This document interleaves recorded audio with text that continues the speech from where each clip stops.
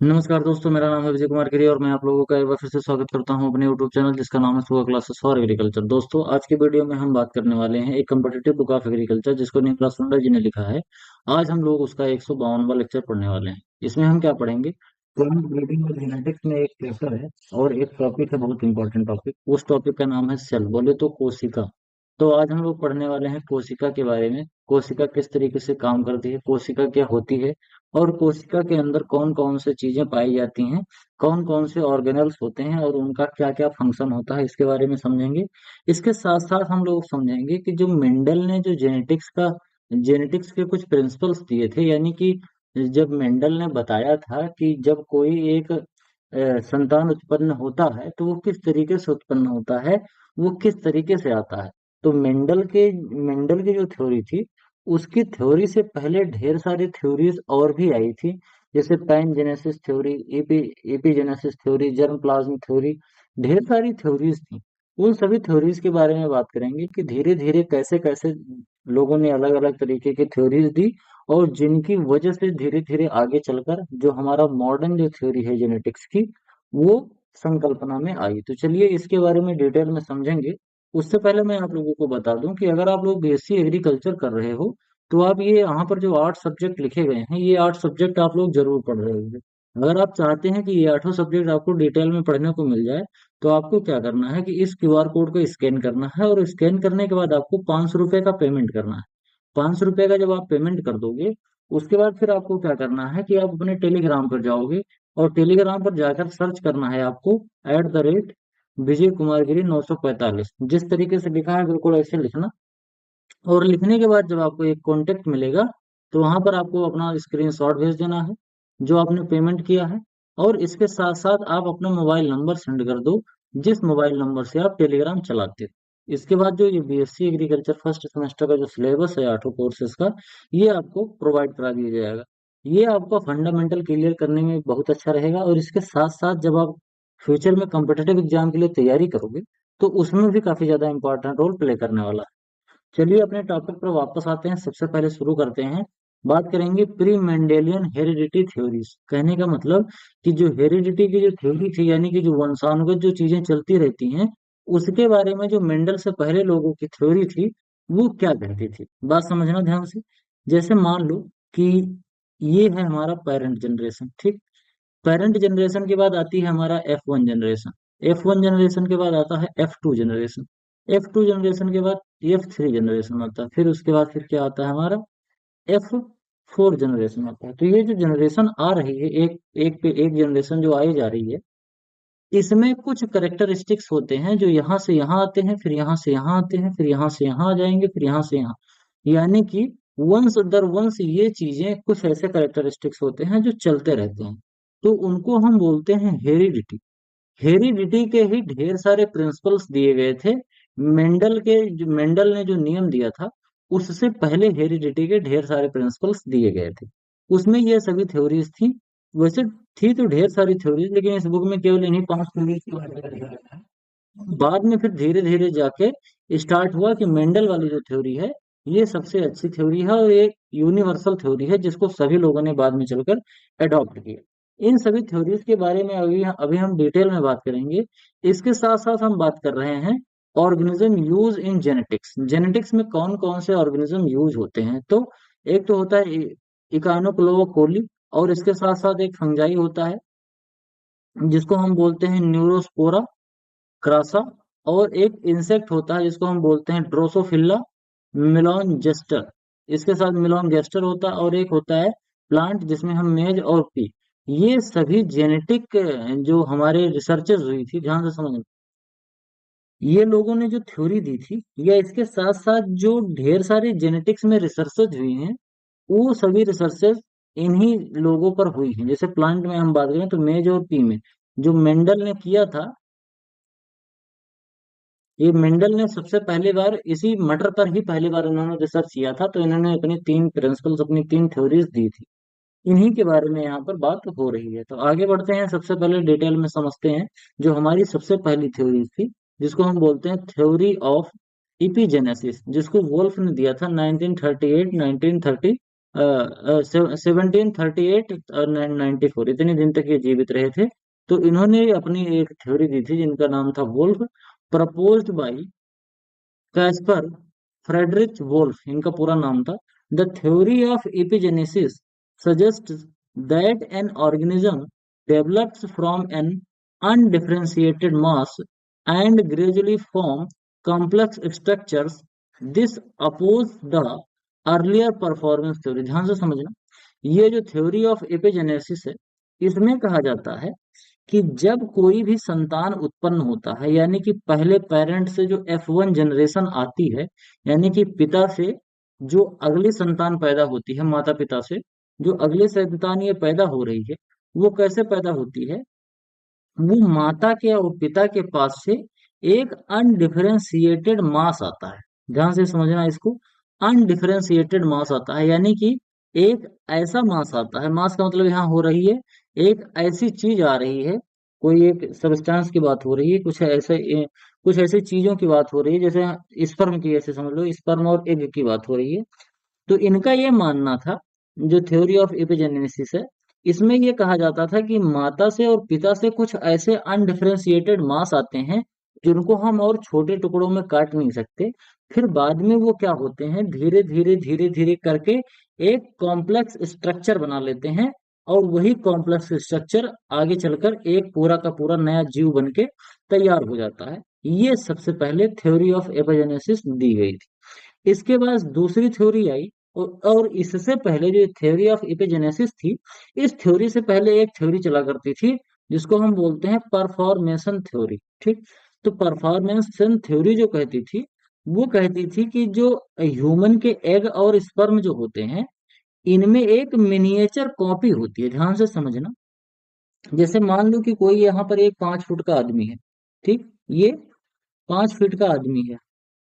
अब ध्यान से समझना, जो परफॉर्मेशन थ्योरी बोलती है, वो बोलती है कि जो स्पर्म होता है या फिर जो एग होता है, इसमें सभी चीजें पहले से ही होते हैं। पहले से कहने का मतलब, इसमें छोटी सी आंख होगी, एक नाक होगी, और फिर एक आंख होगी, मुंह होगा, ऐसे गर्दन होगा, हाथ होगा, पेट होगा, ऐसे पूरा पैर होगा। ये पूरी प्रक्रिया ऐसे होगी, ये लेकिन मिनिएचर रूप में हो। ठीक, जैसे बच्चा पैदा होता है तो जैसे अब उसको छोटा करते जाओ, छोटा करते जाओ, और एक सेल के आकार का, एक कोशिका के आकार का बना दो, तो भी उसमें ये जितनी चीजें जो पैदा होके बाहर निकलते समय दिखती हैं, उतनी चीजें ऐसे होती हैं। ये बोल रहा था परफॉर्मेशन थ्योरी।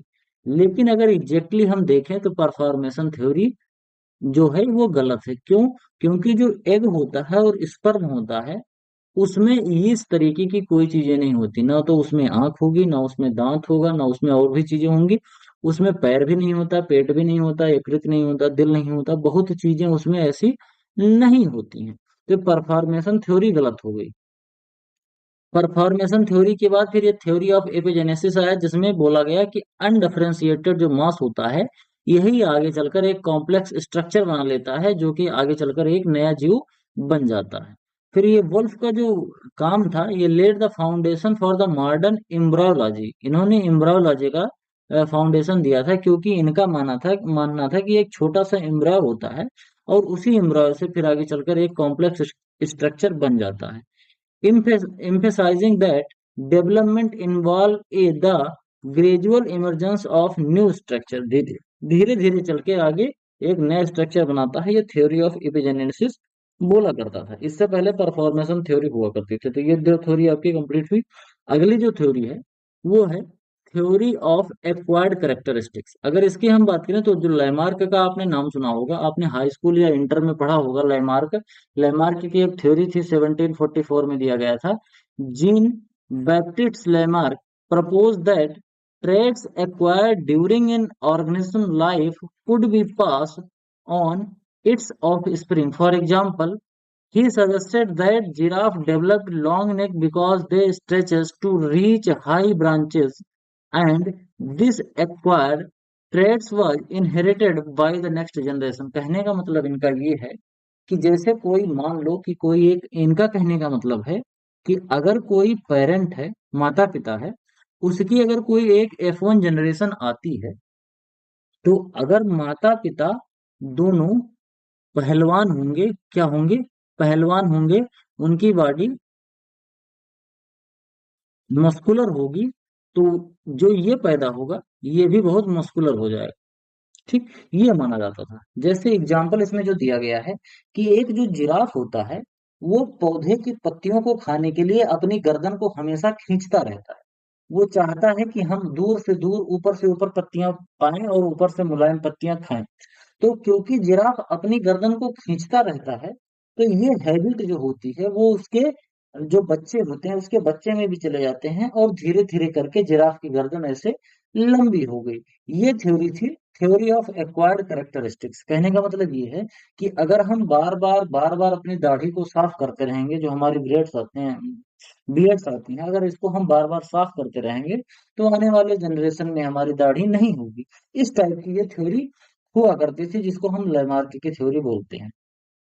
लेकिन अगर आप वास्तव में देखो तो कोई जरूरी नहीं है। जैसे जिराफ वाला तो मान लो एग्जाम्पल दोगे तो समझ में आएगा, क्योंकि जो एग्जाम्पल इसमें पुट किया जाएगा वो तो ठीक चल रहा है। लेकिन मान लो कि अगर कोई ऐसा पिता है जिसकी माता पिता कोई ऐसा है जिसकी जो बॉडी है वो बहुत मस्कुलर है, बिल्कुल पहलवानी करता है, तो क्या उसका बच्चा पहलवान होगा कोई जरूरी? नहीं जरूरी है। ये एक रिक्वायर्ड करेक्टर नहीं होता। ठीक, अगर माता पिता पहलवान है तो कोई जरूरी नहीं है कि जो पुत्र हो उसकी भी बॉडी मस्कुलर हो, वो भी बहुत ज्यादा ताकतवर हो। ये इसी वजह से फिर ये थ्योरी ऑफ एक्वायर्ड कैरेक्टरिस्टिक्स बाद में रिजेक्ट कर दी गई थी। लेकिन ये भी जो थ्योरी थी ये लेमार्क ने दी थी। जिराफ का एग्जाम्पल आप लोगों ने हाई स्कूल के किताब में पढ़ा होगा, हाई स्कूल में भी पढ़ा होगा और शायद इंटर में भी पढ़ा होगा। लेमार्कवाद और डार्विनवाद, ये दोनों वार आपने पढ़े होंगे। तो लेमार्क की थ्योरी थी ये थ्योरी ऑफ एक्वायर्ड कैरेक्टरिस्टिक्स, यानी कि जो भी पेरेंट्स या जो भी माता पिता कोई एक कैरेक्टर अपने बॉडी में इन्हांस करते हैं, अपनी बॉडी में लाते हैं, फिर वो कैरेक्टरिस्टिक्स आगे चलकर उसके पुत्रों में पुत्रियों में उसकी जो संतान होती है उसमें चला जाता है। तो ये बोलता है थ्योरी ऑफ एक्वायर्ड कैरेक्टरिस्टिक्स। अगली जो अपनी थ्योरी है वो है थ्योरी ऑफ पैनजेनेसिस, जिसको चार्ल्स डार्विन ने 1809 में दिया था। इस थ्योरी में क्या किया गया था?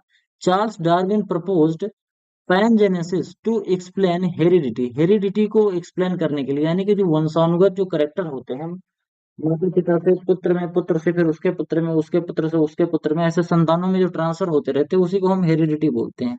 He suggested that tiny particles call gemmules, उन्होंने कहा कि एक गेम्यूल्स नाम का छोटा सा पार्टिकल्स होता है, are released from different body part, जो कि डिफरेंट बॉडी पार्ट से आता है, और ये धीरे धीरे ट्रेवल करके ब्लड स्ट्रीम के साथ जाके एक्यूमुलेट हो जाता है हमारे रिप्रोडक्टिव सेल में। ठीक, अब इसको मैं बिल्कुल सिंप्लीफाई करता हूँ। इनके कहने का मतलब था, थ्योरी ऑफ जो पैनजेनेसिस थी, इनके कहने का मतलब था कि बॉडी के जितने भी पार्ट्स होते हैं वहां से एक छोटे छोटे टाइनी पार्टिकल्स निकलते हैं जिनको हम ग्रेन्यूल्स बोलते हैं। बॉडी के पार्ट्स का मतलब जैसे मान लो हमारी छोटी आंत है, बड़ी आंत है, हमारा जो हार्ट है, हमारे लंग्स जो हैं, हमारी जीभ है, इसके साथ हमारी आंखें हैं, नाक है, हमारा सर है, माइंड, हमारा मस्तिष्क है, हमारे हाथ पैर हैं। जितने भी आप बॉडी में चीजें देख रहे हो वहां से खूब टाइनी टाइनी, बहुत छोटे छोटे टाइनी पार्टिकल्स निकलते हैं, और ये टाइनी पार्टिकल्स को उन्होंने नाम दिया था ग्रेन्यूल्स। और ये टाइनी पार्टिकल्स आगे चलकर ब्लड में मिल जाते हैं, खून में मिल जाते हैं, और खून में मिलके फिर ये धीरे धीरे जाके एक्यूमुलेट हो जाते हैं मेल के स्पर्म में और फीमेल के एग्स में। ये थ्योरी ऑफ पैनजेनेसिस कहा करती थी। ठीक, दोनों जगह से इस तरीके से गैम्यूल्स आते हैं और ये स्पर्म और एग में जाके इकट्ठे हो जाते हैं। फिर बाद में क्या होता है, these gemmules supposedly carried information from parents to offspring, यही जो गैम्यूल्स होते हैं यही अपने माता पिता के करेक्टर को यही माता पिता के करेक्टर को F1 स्प्रिंग में लेके आते हैं, यानी कि संतानों में यही करेक्टरिस्टिक्स लाने वाले होते हैं gemmule. While this theory was incorrect, क्योंकि ये थ्योरी इनकरेक्ट थी, it reflect Darwin's attempt to explain variation, एक क्रिटिकल कॉन्सेप्ट ऑफ इवोल्यूशन। फिर इन्होंने ही थोड़ा सा वेरिएशन का सिद्धांत थोड़ा सा दिया। हेरिडिटी और वेरिएशन, इन्हीं दोनों की स्टडी जेनेटिक्स कहलाती है।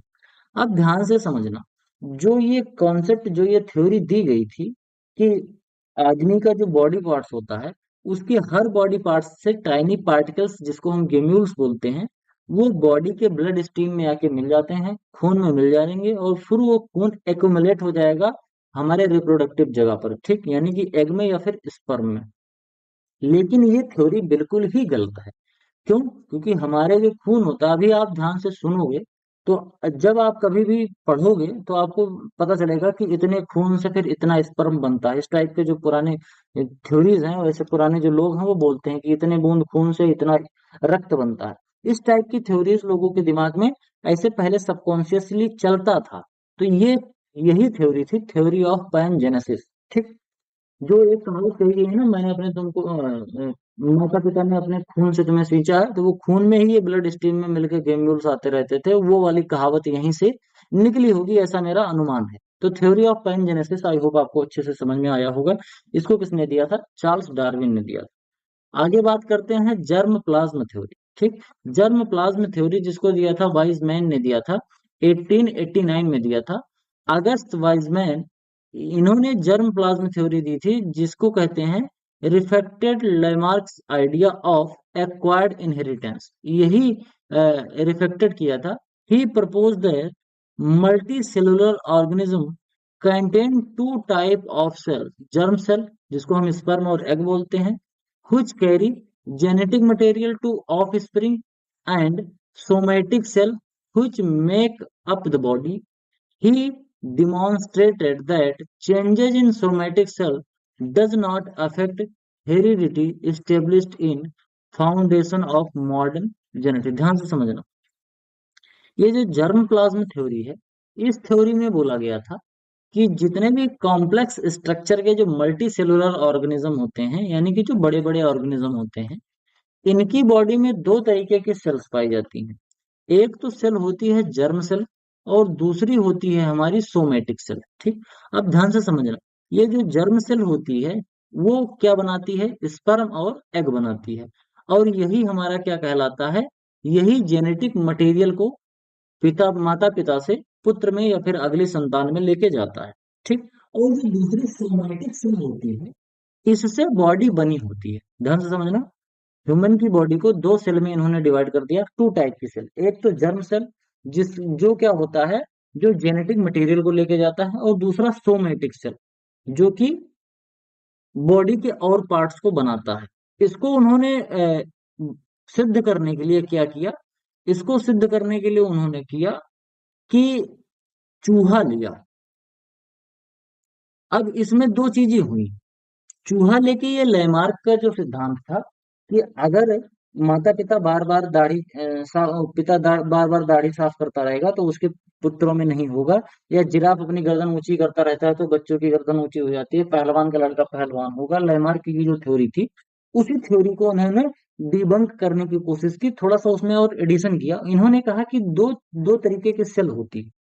अगर हम जर्म सेल को हटा देंगे, तब ये जो जेनेटिक मटेरियल है, ये ऑफ स्प्रिंग में नहीं जाएगा। ऑफ स्प्रिंग मतलब संतान में नहीं जा पाएगा। लेकिन अगर हम सोमेटिक सेल को काट देंगे, सोमेटिक सेल को डैमेज करेंगे, इसके अंदर कोई मॉडिफिकेशन करेंगे, तो जो आगे वाली संतान है उसके अंदर कोई प्रभाव नहीं पड़ेगा। तो उन्होंने चूहे की पूंछ को काटना शुरू किया। आप लोगों ने पढ़ा होगा ये चूहे की पूंछ काटने वाला। तो उन्होंने लगातार कई जनरेशन तक चूहे की पूंछ काटी। तो इससे तो ये साबित हुआ कि लैमार्क वाली जो थ्योरी थी वो गलत हो गई, कि अगर चूहे की पूंछ हम काट देंगे तो अगले अगले में नहीं होगी। एक तो लैमार्क वाली बात गलत होगी, और दूसरी डार्विन वाली भी बात गलत होगी कि उन्होंने बताया था कि बॉडी के हर पार्ट से गेम्यूल्स जाते हैं जो कि बनाते हैं। तो अगर चूहे की पूंछ कट गई तो गेम्यूल्स भी नहीं जा पाएगा। तो अगर गेम्यूल्स पूंछ वाला गया नहीं तो फिर अगले संतान में पूंछ नहीं आनी चाहिए, लेकिन ऐसा तो होता नहीं है। तो एक तो वो भी थ्योरी गलत हो गई, और दूसरी थ्योरी जो लैमार्क वाली थी कि अगर बार बार पूंछ काटते रहोगे तो एक समय ऐसा आएगा कि चूहे की पूंछ ही नहीं निकलेगी, क्योंकि एक्वायर्ड करेक्टरिस्टिक्स उसका धीरे धीरे खत्म हो जाएगा, वो उसी बिना पूंछ वाले करेक्टर को एक्वायर कर लेगा। तो ये दोनों ही थ्योरी डिबंक हो गई जर्म प्लाज्म जो थ्योरी है। जर्म प्लाज्म थ्योरी में ये दोनों चीजें बोली गई कि दो तरीके की सेल होती है, एग और स्पर्म जो बनता है वो जर्म सेल से बनता है और सोमेटिक सेल से बनता है। अब इसको उन्होंने कैसे जस्टिफाई किया? उन्होंने जस्टिफाई किया, वाइजमैन ने, कि क्योंकि जब हम पूंछ काटते हैं तो पूंछ के अंदर होती है सोमेटिक सेल। ठीक।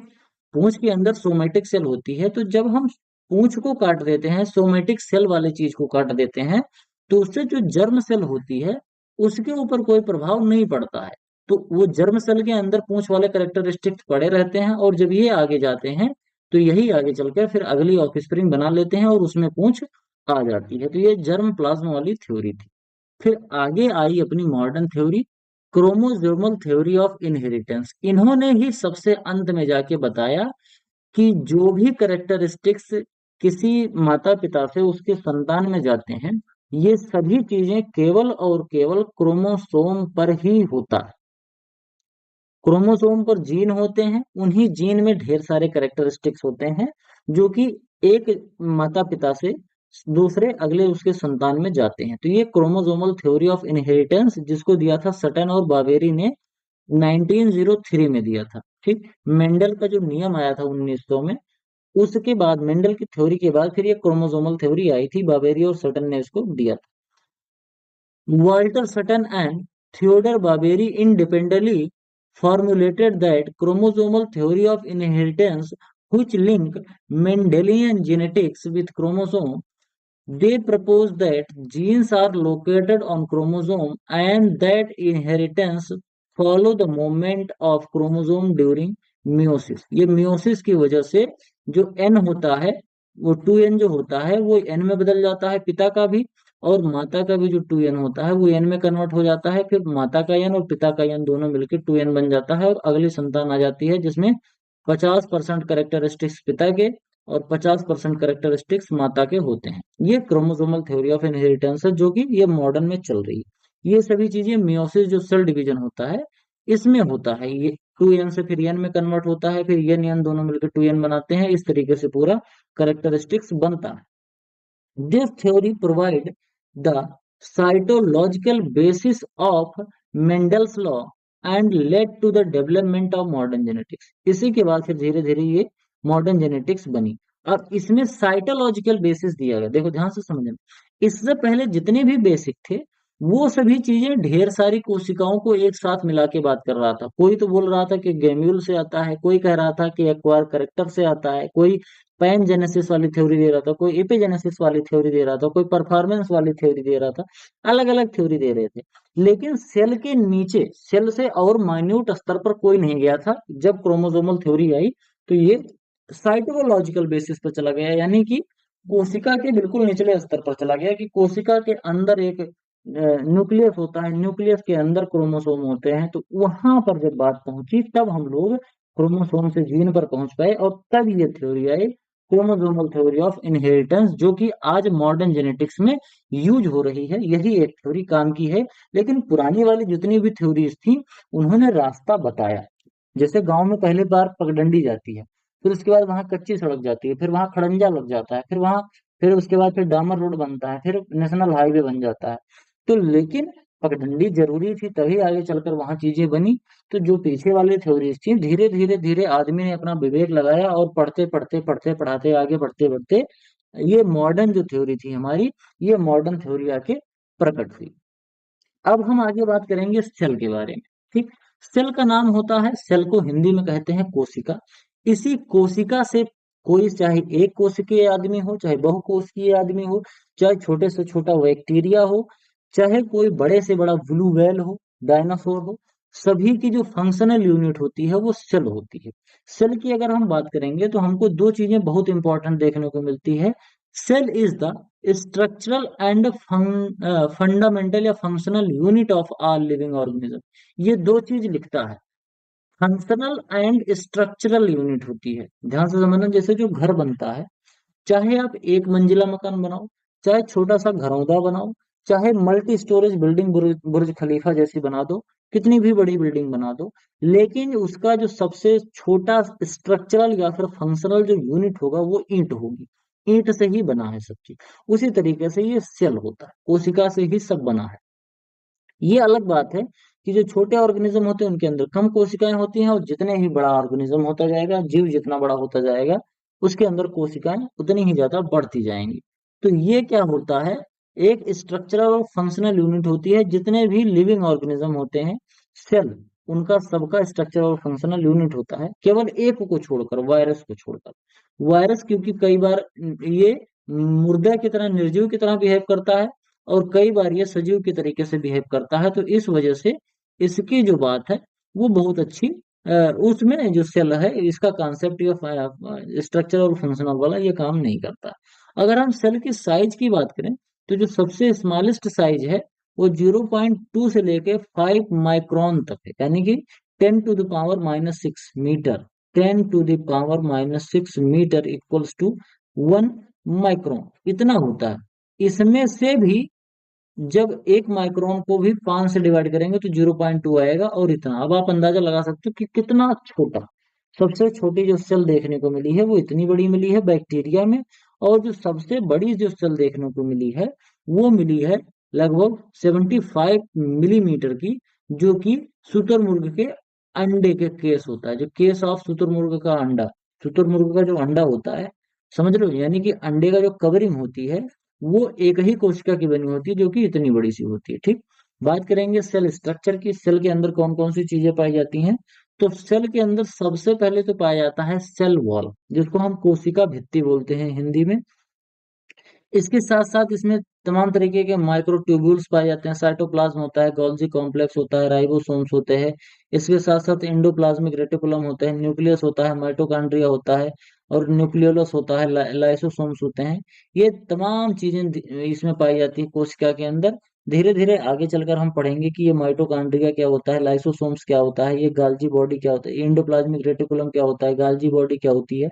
इन सभी चीजों के बारे में डिटेल में समझेंगे, थोड़ा आगे करके धीरे धीरे समझते चलेंगे। बिल्कुल टेंशन लेने की जरूरत नहीं है। सबसे पहले पढ़ेंगे हम cell wall. Plant cell are surrounded by a non living and rigid coat called cell wall. इसके बाहर जो आप ये ग्रीन कलर का देख रहे हो चीजें, यही होती है सेल वॉल। ये नॉन लिविंग होती है। ठीक। कोशिका के ऊपर जो आप यहाँ पर देख पा रहे हो, ये वाली जो चीज है, ध्यान से यहाँ पर अगर आप देखो तो आपको यहाँ दो चीजें दिखेंगी। एक तो ये अंदर वाली कोशिका दिख रही है, ये वाली, और दूसरी ये वाली जो आपको दिख रही है, ये बाहर वाली कोशिका दिख रही है। इन दोनों कोशिकाओं के बीच में ये अलग एक सी चीज दिख रही है। तो यहीं पर बात हो रही है कि ये एक कोशिका भित्ति है। ये जो आपको इसे चारों तरफ से ये दिख रहा है, यही आपकी एक क्या है, कोशिका भित्ति है, जिसको हम क्या बोलते हैं, जिसको हम बोलते हैं सेल वॉल। ये नॉन लिविंग होता है। It secret and maintain by protoplasm. Secreted and maintained by protoplasm. Cell के अंदर जो प्रोटोप्लाज्म होता है, प्रोटोप्लाज्म क्या होता है, साइटोप्लाज्म क्या होता है, ये मैंने दोनों बहुत अच्छे से बता दिया था।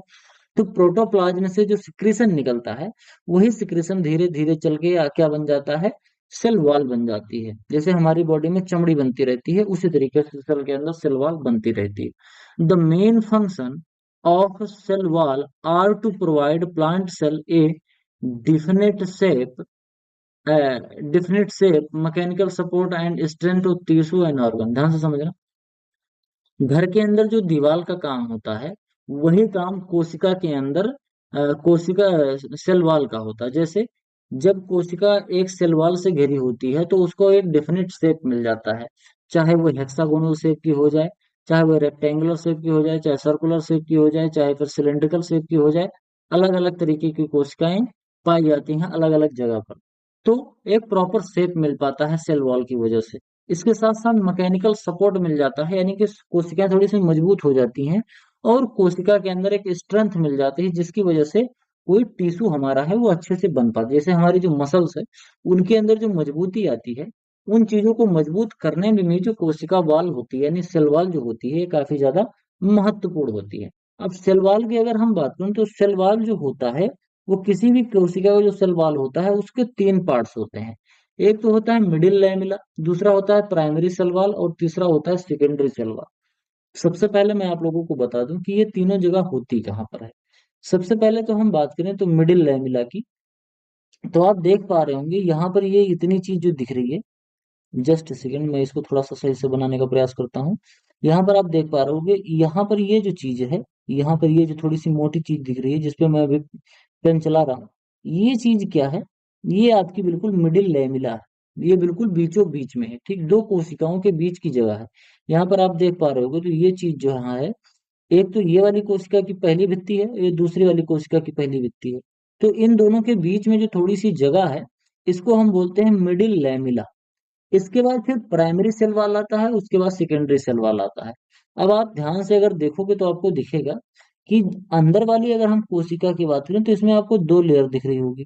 एक तो बहुत पतली सी ग्रीन कलर दिख रही होगी, और एक हल्की सी इस कलर की दिख रही है, हल्की थोड़ी ग्रीन कलर की दिख रही है, धान कलर की, ठीक। अब कलर तो एग्जैक्ट मुझे नाम तो नहीं याद आ रहा है।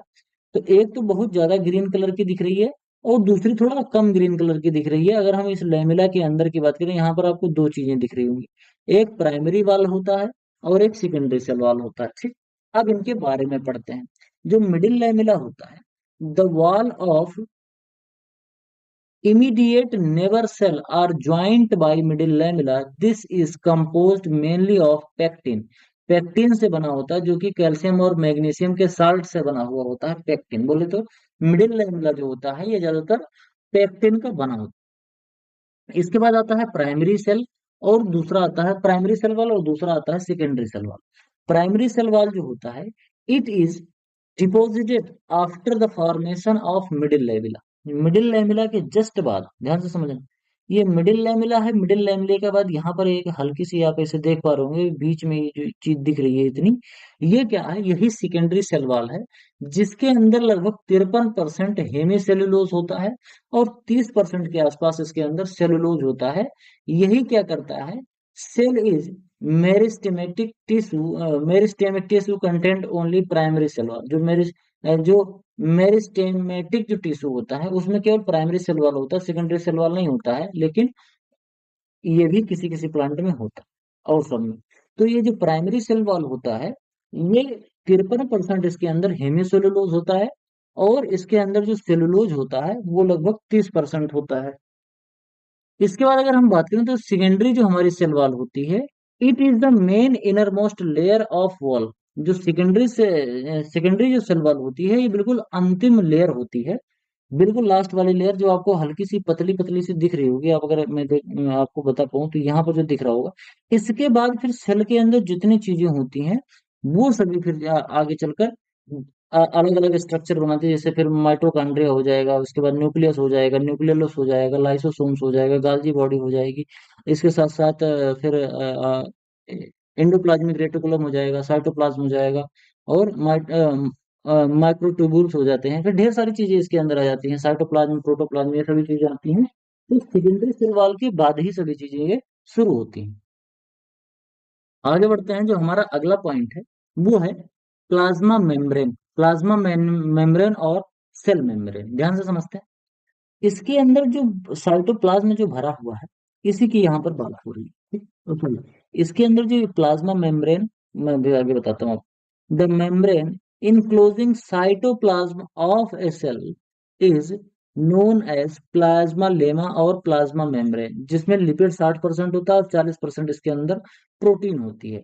ध्यान से समझना, जो साइटोप्लाज्म को इनक्लोज करता है, यानी कि ये साइटोप्लाज्म जो होता है, इसके अंदर जो साइटोप्लाज्म भरा होता है, इसमें एक मेम्ब्रेन होती है पतली सी, जिसको हम enclosing cytoplasm of cell, cell का जो साइटोप्लाज्म होता है इसको ये कवर किए रहता है, जिसको हम बोलते हैं प्लाज्मा लेमा या फिर प्लाज्मा सेल मेम्ब्रेन। ध्यान से समझना, primary cell wall, secondary cell wall, उसके बाद पतला सा एक सेल वाल आता है जिसको हम बोलते हैं जिसको एक छोटी सी मेम्ब्रेन पतली सी आती है, जिसको हम सेल मेम्ब्रेन बोलते हैं, जिसके अंदर 60% लिपिड होता है और 40% इसके अंदर प्रोटीन होता है। It acts as a permeability barrier and act as vehicle for the transport of substances from one organelles to another organelle। ध्यान से समझना, ये बात कर रहा है कि जो एक सब्सटेंस एक ऑर्गेनल से निकल रहा है दूसरे ऑर्गेनल में जा रहा है, इसके ट्रांसफर के लिए ये चीजें होती हैं सेल मेम्ब्रेन। और इसके साथ साथ थोड़ा सा ये परमेबिलिटी बैरियर का काम करता है, जो कि ऐसे होता है, ध्यान से समझना। परमेबिलिटी बैरियर का काम मतलब ये कह रहा है कि ऐसा ना हो जाए कि माइटोकॉन्ड्रिया वाली जो चीजें हैं ये न्यूक्लियस में या लाइसोसोम्स में जाके मिल जाए। तो इसके परमेबिलिटी बैरियर का काम करता है ये सेल वॉल, यानी कि जो आपस में जब पता चले कि गाल्जी बॉडी की जो चीजें हैं वो लाइसोसोम्स में जाके मिल जा रही हैं, माइटोकॉन्ड्रिया की जो चीजें हैं वो आपकी गाल्जी बॉडी में आके मिल जा रही हैं, ये चीजें ना हो पाए, इसके लिए थोड़ा सा ये परमेबिलिटी बैरियर का काम करता है। बात करेंगे साइटोप्लाज्म की। सेल के अंदर जितने भी ऑर्गेनल्स होते हैं, ये चाहे माइटोकॉन्ड्रिया है, गोल्गी बॉडी, जितने भी ढेर सारे इसमें ऑर्गेनल्स दिख रहे हैं, ये सभी चीजें जहां पर तैरती रहती हैं, उसी को हम साइटोप्लाज्म बोलते हैं।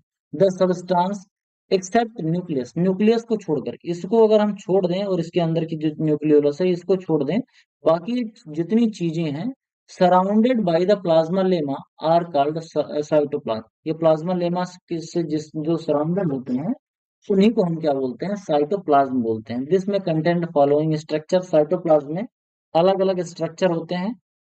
जैसे एंडोप्लाज्मिक रेटिकुलम होता है।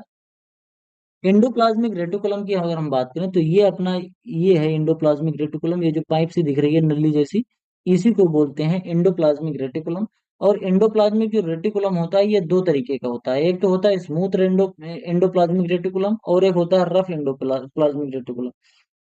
ध्यान से देखना, ये वाला जो एंडोप्लाज्मिक रेटिकुलम है, ये वाला जो आप इतना देख पा रहे हो, इसके ऊपर आपको ऐसे डॉट दिख रहे हैं। ये डॉट क्यों है? इसी डॉट की वजह से इनको रफ बोला जा रहा है, मतलब थोड़ा सा खुरदुरा टाइप का। और यहाँ पर अगर देख पा रहे होगे आप, ये जो तीन, ये चार जो पाइप जैसे दिख रहे हैं, इन चारों पर आपको इस तरीके का कोई डॉट दिख नहीं रहा है, तो इसलिए इसको बोलते हैं स्मूथ एंडोप्लाज्मिक रेटिकुलम। और ये सेल का ये वाला जो चीज है, ये न्यूक्लियस यहाँ पर है। ठीक, तो न्यूक्लियस के आस ही पास ये होता है, जिसको हम क्या बोलते हैं, एंडोप्लाज्मिक रेटिकुलम। एंडोप्लाज्मिक जो रेटिकुलम होता है, an extensive network of membrane enclosed space is known as endoplasmic reticulum, जिसको हम ईआर बोलते हैं। Endoplasmic reticulum is not found in RBCs, red blood corpuscles, egg और एम्ब्रायोनिक सेल्स, यानी कि इन जगहों पर ये नहीं पाए जाते हैं। एंडोप्लाज्मिक रेटिकुलम कहाँ का नहीं पाया जाता? खून में जो लाल रक्त कणिकाएं होती है वहां नहीं पाया जाता है, एग में नहीं पाया जाता है, और एम्ब्रॉयनिक जो सेल होती हैं उसमें नहीं पाया जाता है। और इसके साथ साथ जो प्रोकैरियोटिक कोशिकाएं होती हैं उसके अंदर भी एंडोप्लाज्मिक रेटिकुलम नहीं पाया जाता। अब एंडोप्लाज्मिक रेटिकुलम काम क्या करता है, सॉरी कितने तरीके का होता है, जैसे मैंने बताया, एक स्मूथ एंडोप्लाज्मिक रेटिकुलम होता है और एक रफ एंडोप्लाज्मिक रेटिकुलम होता है। तो जो स्मूथ एंडोप्लाज्मिक रेटिकुलम है, both outer and inner are regular and smooth, दोनों रेगुलर और स्मूथ होंगे, बिल्कुल इसमें कोई तरीके का एक पिंपल टाइप का नहीं होगा, रफनेस नहीं होगा, खुरदरापन नहीं होता है। It provide the structural base for synthesis of certain type of steroid. ये सर्टेन टाइप के स्टेरॉइड के सिंथेसिस में काम करते हैं, जैसे कोलेस्ट्रॉल का जो सिंथेसिस होता है, या फिर प्रोजेस्टेरॉन, और इसके साथ साथ टेस्टोस्टेरोन। ध्यान से समझना, चाहे फिर कोलेस्ट्रॉल हो, चाहे प्रोजेस्टेरॉन हो, और चाहे टेस्टोस्टेरोन हो, इनकी जो सिंथेसिस होती है, इनकी सिंथेसिस के लिए जो स्मूथ एंडोप्लाज्मिक रेटिकुलम होता है, यही उत्तरदायी होता है। It is responsible for synthesis of cholesterol, progesterone and testosterone. इसके साथ साथ हम बात करते हैं rough endoplasmic reticulum. The outer surface of the membrane have a rough appearance due to the attachment of ribosomes. इसकी बॉडी पर रफनेस क्यों होती है? क्योंकि इसकी बॉडी पर क्या होता है, राइबोसोम्स चिपके होते हैं। The rough endoplasmic reticulum is mainly composed of systems and it found in cell actively involved in protein synthesis. ध्यान से समझना, प्रोटीन की जो सिंथेसिस होती है वो कहाँ से होती है? वो रफ एंडोप्लाज्मिक रेटिकुलम में होती है। और जो स्मूथ एंडोप्लाज्मिक रेटिकुलम होता है, उसका काम होता है कोलेस्ट्रॉल का, प्रोजेस्टेरॉन और टेस्टोस्टेरोन जैसे ये जो स्टेरॉइड्स होते हैं, इनकी सिंथेसिस करने का काम इनके अंदर होता है। आगे बात करते हैं फंक्शंस की, कि ये जो फंक्शंस होता है किस तरीके से काम करता है।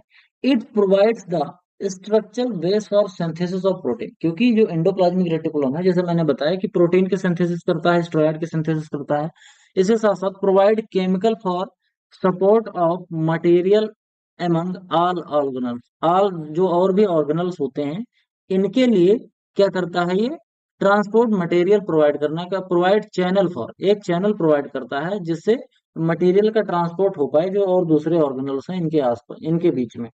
तो ये तो अपना हो गया एंडोप्लाज्मिक रेटिकुलम, इनका फंक्शन की बात और इनकी टाइप। बात करेंगे राइबोसोम्स की, जो एंडोप्लाज्मिक रेटिकुलम के ऊपर चिपके रहते हैं, इनके बारे में, राइबोसोम्स के बारे में ध्यान से समझेंगे। तो राइबोसोम्स जो होता है, these are particles of about 200 angstrom, बहुत छोटे छोटे होते हैं।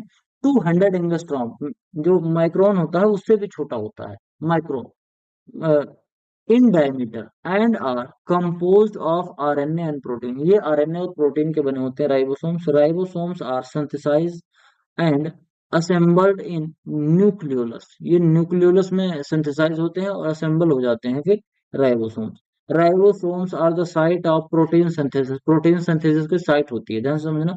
मैंने बताया था एंडोप्लाज्मिक रेटिकुलम में, जो रफ एंडोप्लाज्मिक रेटिकुलम होता है वहां राइबोसोम्स होते हैं। और यही जो रफ एंडोप्लाज्मिक रेटिकुलम होता है, यही प्रोटीन की सिंथेसिस भी करता है। क्यों? क्योंकि राइबोसोम्स इसी के ऊपर चिपके होते हैं एंडोप्लाज्मिक रेटिकुलम में। On the basis of their sedimentation, ribosomes are class into two types. ये दो तरीके के होते हैं, एक तो होता है 80s साइज और एक होता है 70s साइज। प्लांट में पाया जाता है।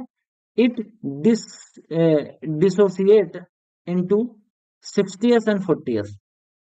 60s राइबोसोम्स होते हैं और 40s राइबोसोम्स होते हैं। तो इन्हीं दोनों से मिलकर क्या बना होता है? 80s ribosomes. ये बिल्कुल जोड़ने वाली बात नहीं है, तो उस तरीके से नहीं जोड़ना है तो 100 हो जाएगा। और जो 70s राइबोसोम्स होते हैं, ये 50s राइबोसोम्स और इसके साथ साथ 30s राइबोसोम्स से मिलकर बने होते हैं। और ये कहाँ पाए जाते हैं? माइटोकॉन्ड्रिया और प्लास्टिड में ये सभी चीजें पाई जाती हैं। ठीक, आगे बढ़ते हैं। आज की वीडियो में केवल इतना ही। आई होप आपको वीडियो पसंद आया होगा। वीडियो अगर पसंद आ रहा हो, हमारा एफर्ट आपको अच्छा लग रहा हो, तो आप हमें फाइनेंशियली जरूर सपोर्ट करिए। इस क्यूआर कोड को स्कैन करिए, आप जितना सपोर्ट कर सकते हैं सपोर्ट करिए। वीडियो पसंद आया हो तो वीडियो को लाइक करिए, अपने दोस्तों के साथ चैनल को शेयर करें, जिससे चैनल की थोड़ी सी रीच बढ़ेगी। आपके जो सुझाव हैं कमेंट बॉक्स में जरूर लिखिए। और हाँ, अगर चैनल पर पहली बार आए हैं तो चैनल को सब्सक्राइब जरूर करिए। मिलते हैं किसी दूसरी वीडियो में, तब तक के लिए इजाजत दीजिए। धन्यवाद।